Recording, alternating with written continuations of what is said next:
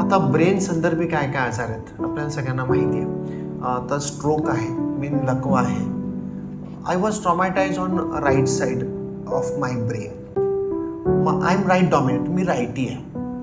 तर right brain takes care of left side आणि left brain takes care of right side. इथे cross connection होऊन जातं. I was traumatize on my right side, त्याच्यामुळे माझी left side weak झाली होती. That is good thing to happen. माझं बोलणं वाचा माझी चांगली राहिली. It was only because my right side was traumatized. तसंच आपल्याला जर पॅरालिसिस झालं आपल्या कोणत्या जवळच्या नातेवाईकाला, तर त्याची जर लेफ्ट साईड पॅरालाइज्ड आहे तर that is the worst thing to happen. Left brain damage झाला आहे म्हणजे राईट साईड गेली. आपण most of the people are righty, फक्त 2% आर लेफ्टी.